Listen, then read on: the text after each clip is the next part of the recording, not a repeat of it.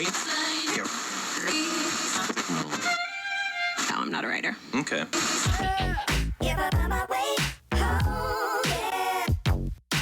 Ok, vamos a comenzar. Primero les recomiendo que si no han visto mi video de cómo funciona JavaScript, lo vean antes de este para que entiendan mejor lo de tareas síncronas y asíncronas. Para este video solo quiero que tengan claro que las tareas síncronas son tareas que se ejecutan una tras otra y las tareas asíncronas se mandan a un segundo plano para que se ejecuten allá. Nosotros tenemos, por ejemplo, el siguiente programa. Tenemos que se va a ejecutar una animación de loader. La animación de loader es como este circulito que sigue girando que aparece en las pantallas cuando algo está cargando. Eso es un loader. Se ejecuta esa animación, luego se traen los productos de la base, se muestran los productos en pantalla y se para la animación del loader, ¿vale? Traer los productos de la base es algo que va a llevar tiempo. Yo no sé si me voy a tardar un segundo o 20 minutos. No tengo ni idea de cuánto tiempo se va a tardar. Entonces eso va a ser asíncrono. JavaScript ejecuta síncrono, síncrono, síncrono, síncrono, síncrono. Y si se encuentra con algo asíncrono lo manda a segundo plano y sigue con lo síncrono. ¿Qué pasaría aquí? Empezaría con ejecuta animación de loader. Ejecutaría la animación, trae los productos de la base, eso lo enviaría a segundo plano y mientras eso se resuelve seguiría. Muestra los productos en pantalla, para la animación de loader. ¿Cómo queremos que muestre los productos en pantalla si no los ha traído?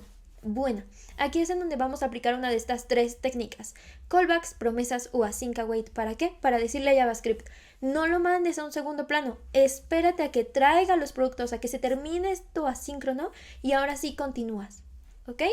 Vamos a verlo entonces.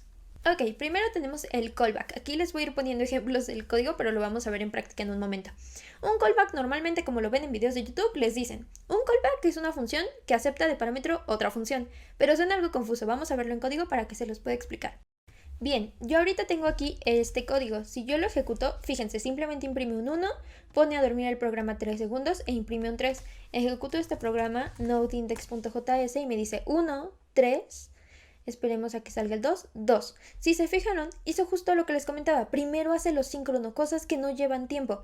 Y lo asíncrono lo manda a un segundo plano y lo resuelve después de lo síncrono. ¿Vale? Por eso imprime 1, 3, 2. Pero yo quiero que vaya en orden. 1, 2, 3. ¿Cómo lo vamos a solucionar? La primera solución que le vamos a dar es con callback. Un callback, les repito, les dicen, es una función que recibe otra función. Pues es que es lo siguiente.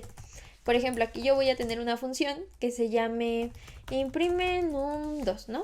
O sea, va a imprimir el número 2. ¿Y qué va a tener esta función? Nada más va a tener este código asíncrono. Lo va a tener ahí dentro. Ejecuto mi programa para que vean que sale y sale 1, 3 y se para. ¿Por qué? Porque imprime 1, crea la función imprime número 2 e imprime 3, pero nunca la mandamos a llamar. Vamos a mandarla a llamar aquí, antes del 3. Ejecutamos y nos dice 1, 3, 2. ¿Ok? Vamos a reducirle aquí a 2 segundos porque se está tardando bastante y ya sale 1, 3 y 2. Bien. Pero yo quiero que se ejecute en orden. ¿En qué momento de este código yo ya sé que se imprimió el 3? Bueno, lo sé aquí. Aquí, en este punto, yo ya sé que se ejecutó el 2. Entonces esto de aquí dirían, ay, pues bien sencillo, ¿no? Agarramos y lo pasamos para acá, ya quedó, ejecuto mi programa. 1, 2 y 3. Sí, pero es que no vas a copiar y pegar código, porque ahorita es un 3, pero puede que después sea un montón de bloque de código más. Pues pueden tener ustedes una función que se llame imprime num3. Y ahí sí van a tener este código. ¿Por qué? Porque ahorita solo es un console log 3 y no hay problema, ¿no? O sea, es un código muy chiquito. Pero supongamos que esta parte de aquí, en el ejemplo de antes, sería el muestra los productos en pantalla. Y esto de acá es trae los productos de la base. En este punto ya trajo los productos de la base. Yo le tengo que decir que aquí ejecute esta función. ¿Cómo lo voy a hacer? Pues del siguiente modo. Digo, imprime num3 es una función. Se lo paso a imprime num2 y la va a recibir. Esta función es la que llega aquí. Vamos a ponerle de nombre callback. Es simplemente un nombre X. Aquí le pueden poner cualquier nombre. De hecho, vamos a ponerle función X para que vean que puede ser cualquier nombre. Lo que estamos diciendo es, imprime num2 va a recibir una función que va a ejecutar aquí una vez que ya ejecutó el 2. Ejecuto mi programa. e imprime 1, 2 y 3. Esto es un callback. Un callback es una función que recibe otra función de parámetro, de modo que le puede indicar cuando la primera función ya terminó para que se ejecute. Eso es un callback. Siento yo que es el ejemplo más sencillo que les puedo dar. Sin embargo, vamos a ver algo que sucede en los callbacks y que los llevó a que ya no se usen.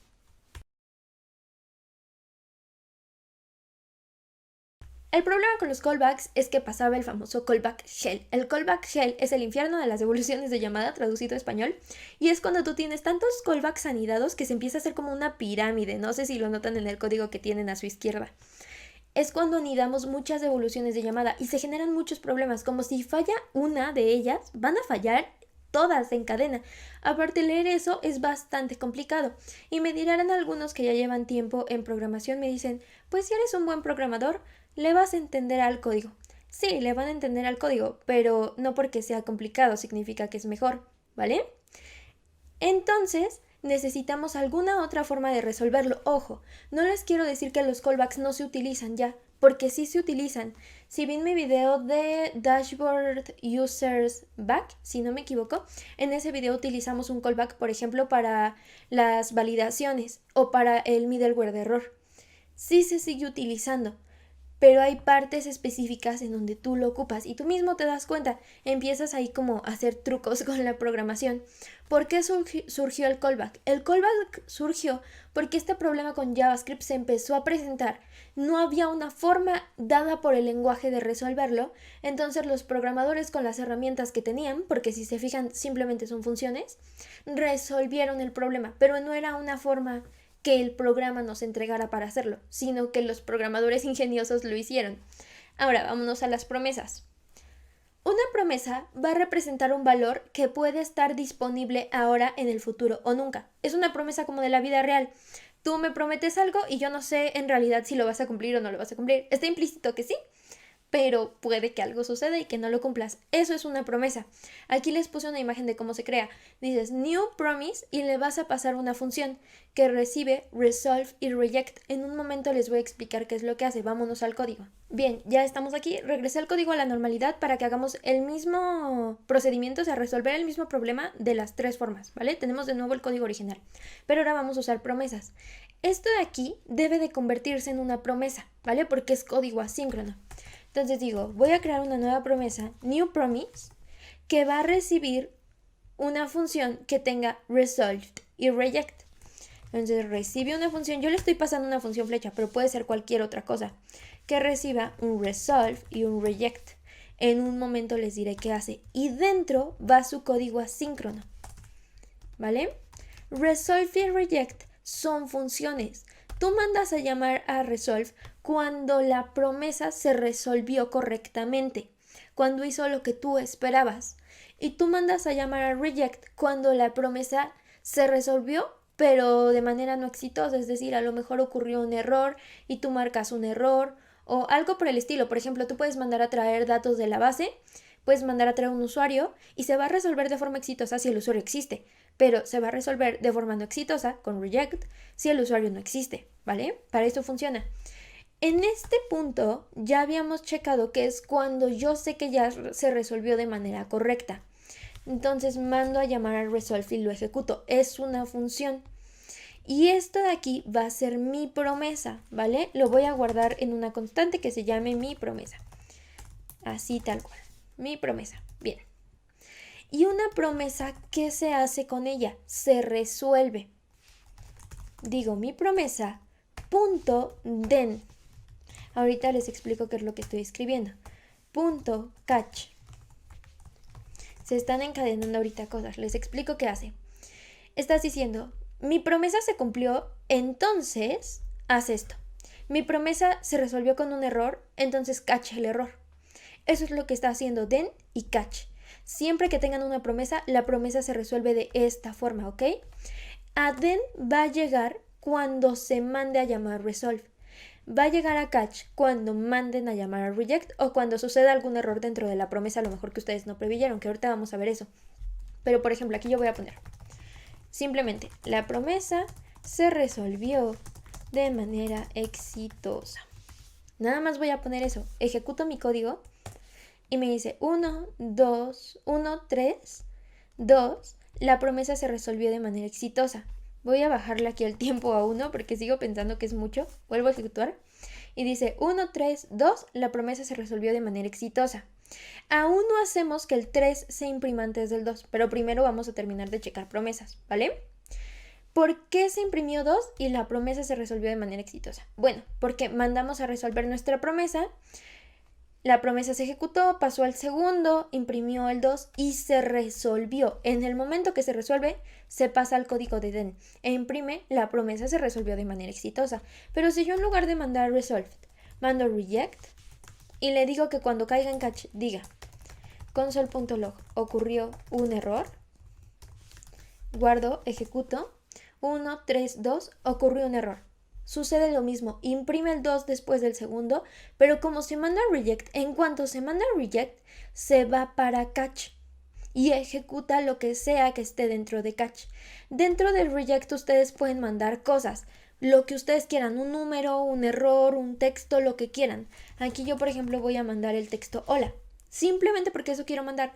¿En dónde va a llegar ese texto? Aquí, en la función que se le pasa a catch. Le voy a poner mensaje y le voy a poner ocurrió un error más el mensaje. Ejecuto, 1, 3, 2, ocurrió un error, hola. Aquí está llegando, lo mismo con resolved. Si yo mando al resolve con el hola, ¿dónde va a llegar este hola? Aquí, en el den, mensaje. La manera se resolvió de manera exitosa más el mensaje. Ejecuto, 1, 3, 2, la promesa se resolvió de manera exitosa, hola. En resumen, si ustedes mandan a resolve, se va para den. Lo que ustedes manden dentro de la función resolve, llega dentro de la función den. Si ustedes mandan a reject, llega en catch. Lo que manden dentro de reject, llega dentro de la función que le pasen a catch. Hasta ahí creo que no hay problema. Ahora, ¿qué pasa si yo pongo código aquí abajo? Y digo, seguí con el programa. Voy a hacer la pantalla solo un poco más pequeña para que puedan seguir viendo todo el código. ¿Y ahí qué va a hacer? Ejecuto. Node 1, 3, 2, seguí con el programa, la promesa se resolvió de manera exitosa. ¿Qué pasó? Pues imprime 2 después del segundo. Dice resolve, hola. Y siguió con el programa, imprimió, seguí con el programa y hasta que acabó con este código se fue para el den. Algo que quiero que tengan claro es que ni resolve ni reject paran el flujo del programa. Si ustedes tienen algo abajo, se va a seguir con lo que hay abajo. Si ustedes quisieran que el programa se parara en cuanto encuentra un resolve o un reject, lo que tienen que hacer es agregarle antes la palabra return. Si yo le agrego return, va a decir 1, 3 y 2, la promesa se resolvió de manera exitosa, hola. Para mí, ponerle return siempre debería de ser lo correcto. Para mí es lo que tiene sentido. ¿Por qué? Porque si la promesa ya se resolvió, ¿para qué quiero seguir ejecutando código? O si la promesa ya se rechazó, si aquí tuviera reject, ¿para qué quiero seguir ejecutando código? Yo por eso siempre que hago promesas le pongo el return después de un resolve o reject, pero esa ya será decisión de ustedes. Solo tengan muy en cuenta que no va a parar el flujo por sí solo. Ustedes le tienen que decir que lo pare. Ahora, ya vieron que yo puedo mandar a... Ya voy a quitar lo que hay abajo. Que yo puedo mandar a catch con reject, o sea, si yo pongo un reject aquí, vuelvo a ejecutar y me sale 1, 3, 2, ocurrió un error, hola. Pero, ¿qué pasaría si ocurre un error que yo no tomé en cuenta? ¿Cómo se crea un error? Porque, pues ahorita no podemos hacer que el programa me mande error solo porque sí. Un error lo podemos crear de la siguiente forma, throw new error, y le pasan el mensaje del error. Por ejemplo, este es un error personalizado. Guardamos, ejecutamos y me dice 1, 3 y se fue para acá. Y me dice, este es un error personalizado. ¿Se dan cuenta? Ya me tiró el error aquí. Hasta ahí creo que tampoco debería de haber ningún problema, ¿vale? Solo quiero que lo tomen en cuenta. Los throw sí van a parar el flujo del programa. Si ustedes se fijan, Visual Studio hasta me está marcando como de color tenue en las líneas de abajo, porque ya no lo va a ejecutar. Throw sí para el flujo por sí solo. Solo quiero que lo tengan muy en cuenta. Ahora, poquito, sigamos con mi código. Ejecuto y dice 1, 3, 2, ocurrió un error, hola. Bien, ya vamos a intentar ahora sí resolver el problema ya que les expliqué promesas. Teníamos el código 1. Ya tenemos mi promesa para imprimir el 2. Ya no quiero que mande nada en el reject. Ahorita eso no me interesa. Simplemente quiero que diga ocurrió un error si mando un reject. Ok. Y aquí voy a quitar esto. Bien. Dentro de la promesa le digo que haga un set timeout. Se va a tardar un segundo. Cuando acaba de resolverse, que imprime en consola el 2 y que se mande con resolve, porque se resolvió correctamente, no hay ningún problema. Y ahora aquí viene lo importante, decimos mi promesa. Una vez que se solucione de manera exitosa, ¿qué quiero hacer? Quiero imprimir el 3, porque mi objetivo es imprimir 1, 2 y 3. Entonces, después de que imprime el 2, después de que se haya cumplido la promesa que me hizo de imprimir 2, que imprime el 3. Ejecuto el programa y tenemos 1, 2 y 3. De esta forma resolvemos el mismo programa que resuelve callback, pero con promesas. Aquí mismo les puse todos, un resolve, se le pueden mandar datos, resuelve la promesa correctamente, reject, se le mandan datos, rechaza la promesa. Aquí les puse un ejemplo, promesa.den, código si se resolvió la promesa, .catch, código si se rechazó la promesa. Una nota es que ni reject ni resolve paran el flujo del programa, para ello deben de poner la palabra return. Y aquí está el mismo código de las diapositivas que les estoy poniendo.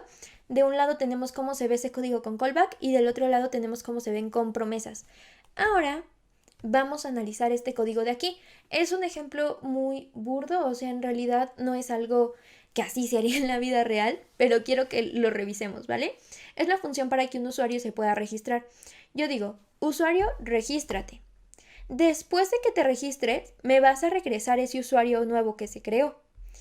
Y quiero que ejecutes otra promesa, send.emailConfirmation, o sea, envía el email de confirmación a este nuevo usuario que se creó. Después de que resuelvas esa promesa, aquí quiero que vean cómo las promesas se pueden encadenar, me vas a resolver OK, o sea que el mensaje se pudo enviar de manera exitosa. Y vas a imprimir en consola usuario creado correctamente. Si sucede algún error en alguna de las dos promesas de arriba, vas a cachar el error y vas a imprimir en consola que algo salió mal. Esto de aquí sería un ejemplo entre comillas real de cómo funcionan las promesas. Bien, ¿cómo le voy a enviar un email de confirmación a alguien si yo no tengo al usuario? Es por ello que se hace después de que el usuario se creó. ¿Cómo voy a imprimir que el usuario ya fue creado correctamente si todavía ni se registra ni se le envía el email? Por eso lo hago después de que esas dos se ejecuten, ¿vale? Para esto nos sirve este manejo de código asíncrono. Pero ahora vámonos a async await, que es mi forma favorita de manejar el lenguaje. Async await va a hacer lo mismo, va a ejecutar código asíncrono y le va a decir que se espere al programa cuando quiera que ahí se detenga, que no lo mande a segundo plano. En muchos videos de YouTube les dicen, async await es el azúcar sintáctico de las promesas. ¿A qué se refieren con eso? Se refieren a que internamente, para el lenguaje, hacen lo mismo que una promesa. Exactamente lo mismo. Solamente que es más fácil de entender por el programador. Y de nuevo tenemos estos programadores que te dicen, es que no deberías de usar async await porque es una forma muy sencilla de resolver el problema. Yo personalmente les repito que no porque sea más difícil es mejor, entonces ustedes deciden qué les parece mejor. Por eso les estoy enseñando el mismo ejemplo y las tres formas de solucionarlo. Vámonos al código para que veamos cómo se resolvería con async await. Ok, ya estamos aquí. Primero les explico por qué es un código un poquito diferente al que hemos estado trabajando. Imprime en consola 1, luego ejecuta conexión a DB y luego imprime en consola 3. Si yo ejecuto este programa, hace lo mismo que los otros. Fíjense, 1, 3 y tiene el problema del 2. ¿Por qué lo metí dentro de una promesa? Se los explico. Cuando tú te conectas a un servidor o una base de datos, la promesa de que los datos van a ser regresados está ahí, está de forma implícita. Ya existe aunque tú no la veas y tú no la hayas creado. Ahorita no nos estamos conectando ni a un servidor ni a una base de datos real, que lo veremos con el ejercicio de fetch, pero todavía no. Entonces necesitamos nosotros crear como nuestra promesa, nuestro servidor falso. Y en este caso estoy creando esta función que se llama conexión DB, que me regresa una promesa de regresarme el número 2. O sea, es como si yo imprimiera el 1, luego me conecto a una base de datos que me regrese el número 2 y luego imprimo el 3. Y yo no quiero que se imprima el 3 hasta que se imprime el 2. Bueno, nada más por eso lo metí dentro de una promesa, porque ahorita no nos estamos conectando a una base que ya nos la dé implícita, sino que la tenemos que crear nosotros. La forma en que lo resolveríamos con promesas sería aquí ponerle .den, .catch y empezar a trabajar todo. Pero vamos a resolverlo con async await. Sepan que siempre que trabajen con async await, van a poner el código dentro de una función. Siempre, siempre, siempre. Les voy a crear aquí una función que se llame, por ejemplo, código asíncrono. Ahí lo escribimos bien. Código asíncrono que ejecute este código. Siempre lo ponen dentro de una función, ahorita van a entender por qué. Si yo ejecuto esta función, va a tener el mismo problema, porque lo único que hice fue encerrarla dentro de una función, no he cambiado nada. Sigue teniendo 1, 3 y 2. Pero vean lo sencillo que va a ser resolverla con async await. Le voy a decir, imprime 1. Espérate a la conexión a la base de datos. Y la regla es, siempre que ponen un await, ponen un async. Siempre que pongan un await, ponen un async. Ejecutamos el programa y dice 1, 2 y 3. ¿Se dan cuenta lo sencillo que fue resolverlo con await? Porque tiene lógica para nuestro lenguaje. Estamos literalmente diciéndole al programa, espérate a que regrese ese dato. Vamos a verlo ahora en la presentación. Aquí vemos la comparación de los 3 códigos.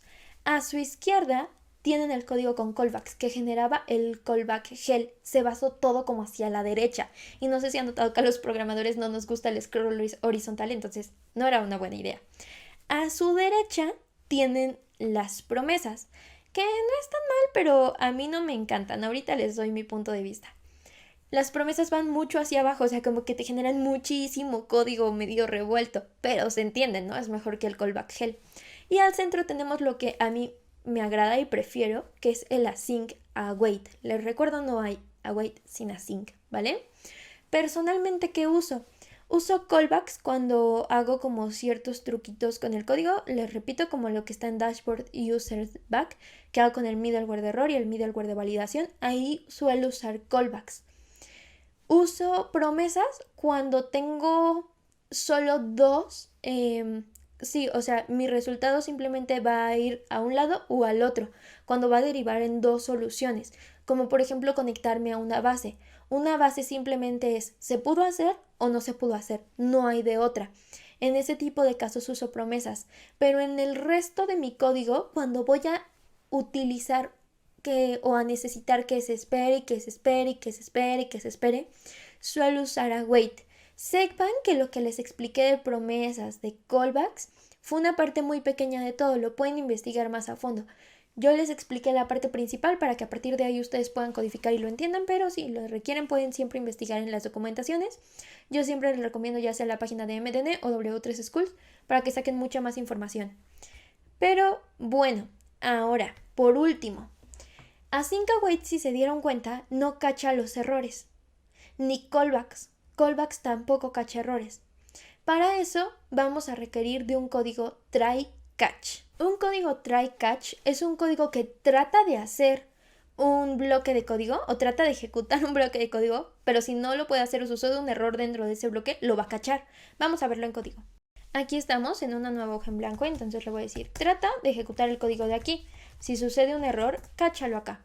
E imprime en consola, ocurrió un error, y luego imprime también el error. Bien, siempre recibe el error. No solo se usa E, también hay gente que le escribe error, pero yo suelo usar simplemente E. Y en versiones nuevas de JavaScript ya no necesitan escribirle la E, ya viene implícita. Yo la sigo poniendo simplemente por costumbre, pero en las versiones nuevas ya no es necesario ponerlo. Ahora sí. Dentro de aquí le estamos diciendo, trata de hacer este código. Si no lo puedes hacer, cáchalo y ejecuta este código. Aquí, por ejemplo, voy a generar un error a propósito. Digo, la constante pi es igual a 3.1416. Esa es una constante. Ustedes saben que una constante ya no le puedes cambiar el valor porque te marca error. Por lo voy a intentar cambiar a que sea un montón de números al azar. Guardo, ejecuto. Aquí ejecutó el de index. Vamos a ejecutar ahora el archivo try. Por eso no lo vimos. Voy a limpiar primero mi consola y digo node try.js. Y tenemos aquí el error. Pero fíjense, nos dice, ocurrió un error. Le voy a decir que no imprima la E. Simplemente para que vean que en realidad llega ahí. Ejecuto. Me dice, ocurrió un error. Ocurrió un error, ocurrió un error, ocurrió un error. Porque yo lo generé. Para eso nos sirven los bloques try catch. Para que si sucede un error, lo cache. Aquí si no hubiera ocurrido ningún error y simplemente quedara ahí, puto not try, no hace nada. Simplemente ejecuta el código y ya. Hay otra cosa que se las agrega a los bloques try catch, que es finally. Finally es un código que se va a ejecutar cuando no ocurre o cuando ocurre un error. Ahorita no ocurre un error, estamos de acuerdo con eso. Le vamos a poner aquí, terminé con el try. Simplemente ejecuto y me dice terminé con el try. Vamos a generar el error. Digo pi, va a ser igual un montón de números al azar. Guardo, ejecuto y me dice ocurrió un error, terminé con el try. O sea, finally le vale. Finally se resolvió, no resolvió, no importa, él lo va a ejecutar. ¿Para qué se suele usar el finally? Para cuando van a cerrar conexiones a la base. Ustedes dicen, trata de hacer la conexión. Si sucede un error, cáchalo. Pero se pudo hacer o si no se pudo hacer, no importa. Tú cierra la conexión, ¿vale? O sea, por ejemplo, registra este usuario en la base. Si ocurrió un error, cáchalo. Pero aunque se haya podido, no se haya podido registrar al usuario, tú cierra la conexión, no la vayas a dejar abierta. Si nos regresamos al código de acá, para cachar los errores que suceden dentro de una sync await, simplemente ponen un try catch. Y dicen, voy a tratar. Primero yo les recomiendo que siempre terminen de escribir su catch, si no se les olvida. Ahí está, y recibe la E. Y dicen, trata de hacer este código de aquí. Vamos a indentarlo bien. Le pueden dar clic derecho a Format Document y ya se los acomoda todo, como con las tabulaciones. Y si sucede un error, imprime aquí. Ocurrió un error. Guardamos, ejecutamos y nos dice, ocurrió un error, terminé con el try. Siempre que pongan async await o callbacks, yo les recomiendo que metan su código dentro de un try catch, por si sucede un error o por si no sucede el error, ¿vale? Ustedes están conscientes de que en un console log no va a pasar un error, al menos que ustedes lo generen dentro. Entonces ese código no se mete dentro del try, se pone fuera. Pero a partir de donde tengan el await, dejan el código. Y donde termine, lo pasan fuera del try, o sea, tampoco vayan a envolver todo su código dentro de un try catch, ¿vale? Porque se están acabando el rendimiento del lugar en donde se está ejecutando su programa. Solo metan lo necesario. Nada más ahí quiero que lo tomen en cuenta y ya quedó. Con esto ya aprendieron todo sobre promesas, callbacks, async await y try catch.